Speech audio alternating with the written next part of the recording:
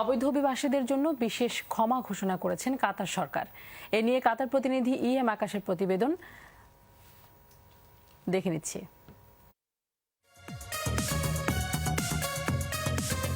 যাদের ইকামা আইডির মেয়াদ শেষ বা কফিলের কাছ থেকে পালিয়ে গেছেন অথবা ভিজিট ভিসা এসে কাতারে রয়ে গেছেন, এমন অবৈধ বিদেশিদের জন্য 3 মাসের ক্ষমা ঘোষণা করেছে কাতার সরকার।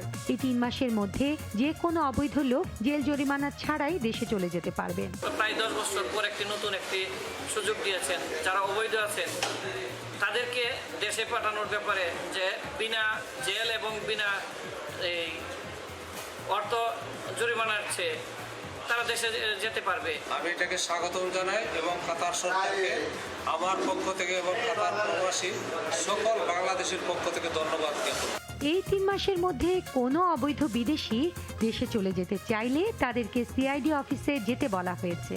3 মাস শেষ হওয়ার পর গ্রেফতার অভিযানে এমন কেউ ধরা পড়লে 3 বছরের জেল বা 50,000 রিয়াল জরিমানা হতে পারে। এ নিয়ে কাতারস্থ কমিউনিটির এক সেমিনার অনুষ্ঠিত হয়েছে। এ সময় বক্তব্য রাখেন আব্দুল খালেক, শেখ হুমায়ুন কবির, মোহাম্মদ মিজানুর রহমান, মোহাম্মদ আসগর, সৌরভ হোসেন মানিক সহ অন্যান্যরা। এ বিষয়ে কমিউনিটি নেতারা বলেন, কাতার সরকার যে 3 মাসের একটা নতুন আইন করেছে, যারা অবৈধ অধিবাসী কাতারে আছে তারা দেশে যেতে পারবে এবং দেশ থেকে আসতে পারবে। কাতার সরকার যে সুযোগ করে দিল এজন্য ধন্যবাদ জানাচ্ছি। আমি আইনটাকে সাধুবাদ জানাই।